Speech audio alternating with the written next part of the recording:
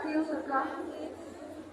मैं विशाखाध्यक्ष BA 4th semester इस प्रांगण में समस्त सरलता, सज्जनता, विद्वता की प्रतिमूर्ति इस समुदाय में बैठे समस्त विद्वत समुदाय को नमन, वंदन और अभिनंदन करती हूँ और भविष्य लोकतंत्र के भविष्य को आकार देने में युवाओं की भूमिका राष्ट्रीय मतदाता दिवस पर कार्यवाही का आह्वान करने पर अपने विचार प्रस्तुत करती हूँ। मैं अपनी बात को प्रारंभ करने से पहले इस मुद्दे पर आती हूँ कि युवा क्या है, लोकतंत्र क्या है और भारत क्या है। युवा दो शब्दों से मिलकर बना है। युग का अर्थ है युग और बा का अर्थ है वाहक। युग का वाहक जिसमें ओजस्विता, तपस्विता और तेजस्विता हो वो युवा है।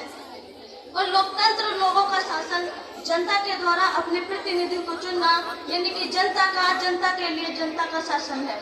क्या किसी युवा का IAS बन जाना, IPS बन जाना, CA बन जाना, रैलियों में चले जाना, संगठन बना देना भारत के लोकतंत्र का विकास है? नहीं।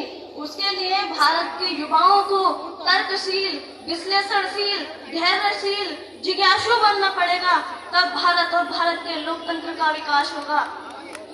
और क्योंकि किसी भी देश में क्रांति के वाहक युवा होते हैं और एक ऐसा माध्यम जिसके जरिए हम अपने देश व अपने लोकतंत्र के निर्माण का विस्तार कर सकते हैं, वह है मतदान। आज हम लोकतंत्र के विकास को बढ़ावा देते हैं। क्यों? क्योंकि इसमें व्यवहारिक तौर पर कुछ कमियां पाई जाती हैं, कमियां नजर आती हैं और सबसे बड़ी कमी हम युवाओं की है। हम बड़े भावनात्मक होते हैं। हम धर्म, जाति, क्षेत्रवाद पर आधारित उस पर वशीभूत होकर हम अपने मत का दान करते हैं और ऐसे नेताओं को चुनते हैं जो धनबल और बाहुबल के नाम पर अपने नेताओं को चुनते हैं, जो सब कुछ वोट के बदले पैसों का ऐलान करते हैं। और ऐसे नेताओं से हम अपने क्षेत्र के विकास की उम्मीद करते हैं। जरा सोचिए, जो बंदा जिसने नेता बनने के लिए अपना सब कुछ दांव पर लगा दिया, वो नेता बनने के बाद अपना आपके क्षेत्र का विकास करेगा?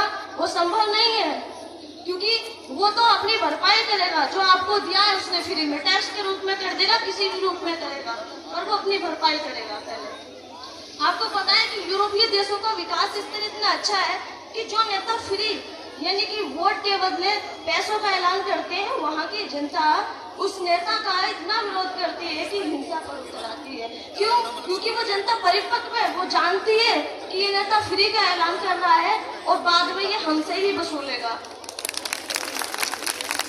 वो उस तरह की परिपक्वता हमें अपने अंदर लानी होगी। वो साहस, वो परिपक्वता, वो मैच्योरिटी हमें अपने अंदर लानी होगी, देश के युवाओं के अंदर जगानी होगी। और सबसे बड़ी असुविधा हमें राजनीति में नजर आती है। आज मैं इस मंच के माध्यम से आप सभी के साथ शेयर करना चाहती हूँ कि हम सबसे पहली बात तो हम युवाओं की बातों को राजनीति में एडॉप्ट किया जाना चाहिए। यदि ये सुझाव मैं आपको शेयर करना चाहती हूँ कि एक कर्मचारी है, उसकी शैक्षणिक योग्यता होती है और उसकी रिटायरमेंट की व्यवस्था होती है। एक जिले को चलाने वाला प्रशासक होता है, शैक्षिक योग्यता और रिटायरमेंट की व्यवस्था होती है। तो मैं पूछना चाहती हूँ कि सत्ता चलाने वाले शासक है, उनकी शैक्षिक योग्यता और रिटायरमेंट की व्यवस्था क्यों नहीं है? आपको नहीं लगता कि ये होना चाहिए? मुझे तो लगता है कि तर्कवान, पढ़े लिखे युवा जब राजनीति में आएंगे तो राजनीति का सुधार तो ऑटोमेटिक ही हो जाएगा। और मैं बताना चाहती हूँ कि अगर राजनीति एक गंदा गटर है तो उसे गंगा बनाने का काम हम जैसे युवाओं का ही है।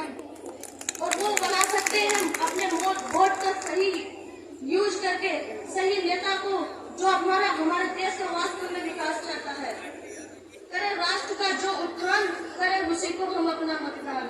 और मैं युवाओं को उनमें जोश भरने के लिए कुछ पंक्तियां समर्पित करना चाहती हूँ। युवा शक्ति जागे तो तस्वीर ही बदल देती है। युवा शक्ति जागे तो तस्वीर ही बदल देती है। युवा शक्ति जागे तो हस्त लकीर बदल देती है। युवा शक्ति जागे तो स्वर्णिम इतिहास नचा डाले। युवा शक्ति जागे तो सबको नाच नचा डाले। युवा शक्ति जागे तो उन्नति आधार बना करती है और आज देश पर आए तो भीषण प्रतिकार बना करती है। युवा शक्ति जागे तो विज्ञान चरण इनके तुम्हें। युवा शक्ति जागे युवा